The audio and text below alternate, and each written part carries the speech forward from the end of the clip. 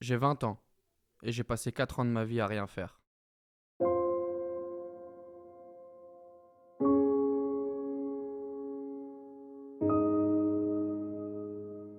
Ce qui m'a permis de me rendre compte de tout ça, ça a été long, mais ça a été tout le temps que j'ai perdu au final à fumer, à essayer de refaire le monde avec mes potes et à voir la déception aussi de ma mère. J'ai arrêté l'école à cause du bédo, je pourrais dire. Mais pas que, j'avais aussi une fainéantise et... En gros, c'est un engrenage. Et puis on commence le bédo. Après, il nous faut de l'argent pour acheter ce bédo parce qu'au début, on commence avec les potes, donc c'est cool, il y en a tout le temps. Mais au bout d'un moment, tu commences à tomber dedans et en fait, il te faut ton propre bédo. Il te faut tes cigarettes, il te faut tes feuilles, il te faut ton briquet. Bref, c'est tout un budget. Je me suis déscolarisé quand j'avais 15 ans et c'est un choix que je regrette pas aujourd'hui, mais que à l'époque, je me rendais pas compte dans quelle merde j'étais en train de me foutre. En gros, je voulais passer mon temps, je m'amusais. Pour moi, la vie, c'était ça, s'amuser avec les potes.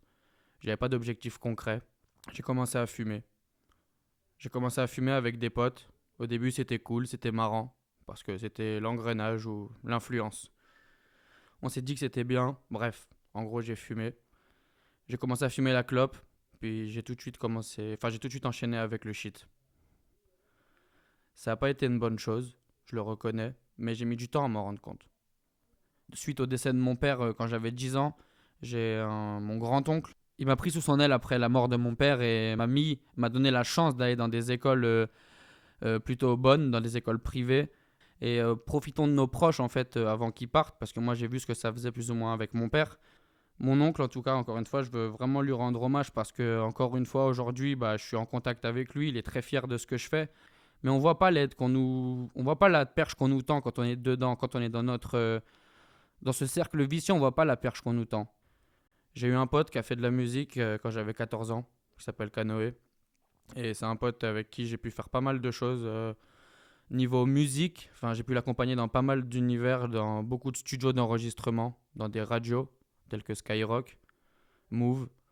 Et au final, je me suis rendu compte que c'était bien aussi d'avoir des vraies idées, des vrais projets. La musique, à la base, j'ai toujours aimé ça. Le cinéma aussi, depuis que je suis petit. Le fait que ce soit un métier, j'ai découvert ça il n'y a pas si longtemps. Parce que pour moi, c'était assez inaccessible en fait. Je voyais ça à la télé, du coup, à la radio, j'entendais ça. Et bref. Donc moi, j'étais en plein échec. Et en plein échec, j'ai décidé de me relever parce que, en fait, rester au sol, personne ne viendra te chercher si tu restes au sol. Si c'est pas de toi-même que tu veux te relever, si les gens te proposent leur aide mais que tu vas pas les voir, ils iront pas plus loin avec toi. Ce dossier, je l'ai vraiment monté de moi-même du début à la fin. Et aujourd'hui, moi, depuis que je suis à l'INA, je vois des gens différents tous les jours. Je suis plus avec le même type de personnes. Il y a des gens qui sont de tout profil différents. Et ça, c'est vraiment quelque chose dont j'ai la chance d'être ici, en fait, aujourd'hui, à l'Institut national de l'audiovisuel.